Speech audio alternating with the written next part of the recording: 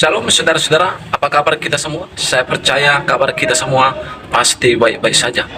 Di video kali ini saya mau bagikan kepada kita cuplikan video yang sangat memberkati kita tentunya ya. Ya, bagaimana kesaksian seorang hamba Tuhan, yaitu Pastor Philip Mantopa. Ya saudara-saudara, sebelum beliau jadi hamba Tuhan, sebelum beliau jadi seorang pastor ya, beliau pernah mengalami saat-saat titik saudaraku hampir depresi lah ya. Sehingga beliau pernah hampir mau bunuh diri saudara-saudara. Tetapi berbeda dengan Tuhan ya. Tuhan itu punya cara sehingga Pastor Philip Mantopa melihat keajaiban Tuhan, mendengar suara Tuhan, mendengar bisikan Tuhan yang mengatakan, jangan engkau bunuh diri, engkau harus hidup untuk aku. Itulah perkataan yang didengar oleh seorang Pastor Philip Mantopa. Dan lewat itu hidupnya pun berubah dan menerima Yesus sungguh-sungguh sebagai Tuhan dan Juru Selamat pribadinya. Memang kita setiap orang panggilan Tuhan itu berbeda-beda.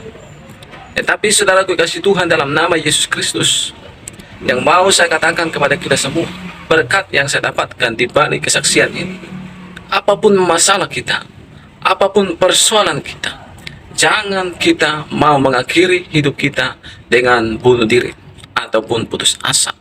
Karena kita punya Tuhan yang luar biasa, Tuhan yang mengasihi kita, namanya Tuhan Yesus Kristus.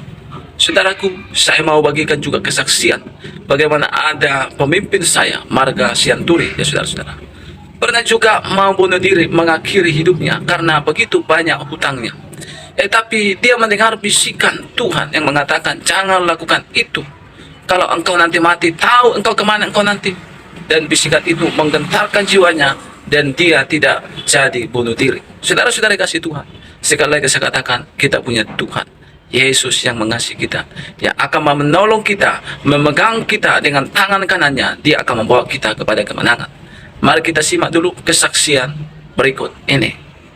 Tobat umur 18 tahun setelah mengalami masa-masa krisis identitas sebagai remaja bermasalah.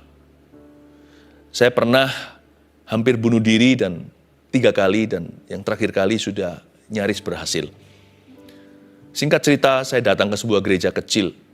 Ya, dari kecil saya pernah ke sekolah minggu, tetapi saya bukanlah orang Kristen sungguh-sungguh. Bagi saya agama sama saja. Jalannya aja atau jalurnya beda. Itu dulu pemikiran saya yang salah.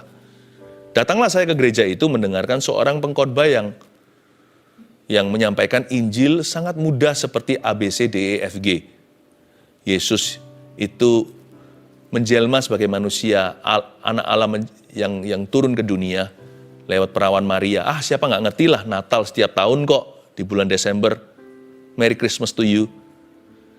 Lalu setelah itu, Yesus itu hidup sampai umur 30 baru menyatakan dirinya kepada publik atau pada khalayak umum. Sembuhkan orang, bangkitkan Lazarus yang mati, tahirkan yang kusta, celikkan yang buta. Mereka takjub mengira dia Nabi Elia atau apa, tapi misi sesungguhnya adalah mati di kayu salib untuk Anda dan saya. Saya dengarkan waktu itu, terus terang bagi saya itu membosankan. Karena saya kecil di sekolah minggu udah pernah dengar itu. Tapi saya nggak ngerti hari Minggu itu saya dituntut respon hati oleh Roh Kudus. Saya mengalami pengalaman itu ketika mendengar khotbah, saya nggak percaya tapi sudah masuk. Saya mau keluar itu. Waktu saya mau keluar dari gereja, karena saya tidak tertarik ceritanya. Waktu itu saya sekolah di luar negeri, saya mau pegang gagang pintunya. Saya dengar suara audible, hari ini kalau kamu nggak selamat, kamu nggak akan selamat selama-lamanya. Saya menoleh ke kiri kanan, nggak sampai 100 jemaatnya. Itu orang Indo di luar negeri. Saya berkata, siapa yang ngomong sama saya? Semua mereka menghadap ke depan, saya cukup jauh di belakang, saya mau buka pintu dan keluar. Saya lari ke depan untuk didoakan. Saya masih ingat, saya melihat ada cahaya memancar di depan mata saya. Dan cahaya itu menyilaukan semua kiri kanan saya. Saya sadar, saya tidak pingsan, saya lihat kiri kanan, tapi semuanya jadi redup gara-gara cahaya itu. Ternyata saya masuk dalam sebuah trans. Lalu di balik cahaya itu ada suara berbunyi begini, I am Jesus and I love you. Saya terkejut setengah mati, saya kira Yesus yang saya tahu dulu waktu kecil pernah ke sekolah minggu, kok bisa keluar dari buku? Saya kaget, loh siapa yang bicara? Bukannya orang mati ya mati sekarang. Kalau ada sesuatu gentayangan itu mungkin setan. Tapi ini bicara ke saya sebagai orang yang hidup, pribadi yang nyata. Hari itu saya berkata, Tuhan, ini aku, ampuni aku. Yesus berkata, di balik itu dia berkata, I am Jesus and I love you. Aku Yesus dan aku mengasihimu. Itu hari pertobatan saya. Kira-kira bulan September tahun 1992. Saya menyerahkan hati saya kepada Tuhan. Saya nangis setengah mati dan saya berkata, Tuhan aku gak layak. Gak pernah saya nangis begitu, saya orangnya keras sekali dahulu. Waktu saya berkata, Tuhan biarkan aku orang berdosa seperti ini, biarin mati aja. Lalu suara itu sekali lagi berbunyi secara audible di kupingku. No, but live for me. Jangan mati tapi hiduplah untuk saya. Lalu tiba-tiba sinar itu terangkat. Saya nggak pernah ngerti loh pengalaman-pengalaman gitu. Ternyata Paulus melihat sinar yang sama. Saya nggak pernah baca Alkitab bagian itu. Paling-paling sekali-kali disuapi firman di sekolah minggu atau saya kecil itu. Hari itu saya terkejut dan berkata, Yesus ini hidup. Anda nggak perlu mengalami seperti yang saya alami. Pengalamannya bisa beda-beda. Ada orang yang terima Yesus dengan damai sejahtera. Diam gitu aja tenang, Injil masuk. Tapi intinya itu bukan pengalaman. Intinya Injil diberitakan. Ingat nggak tadi di ibadah kebaktian gereja kecil di Kanada itu, saya dengar Injil disampaikan. Dan Injil itulah yang menyelamatkan. Pengalamannya itu tambahan.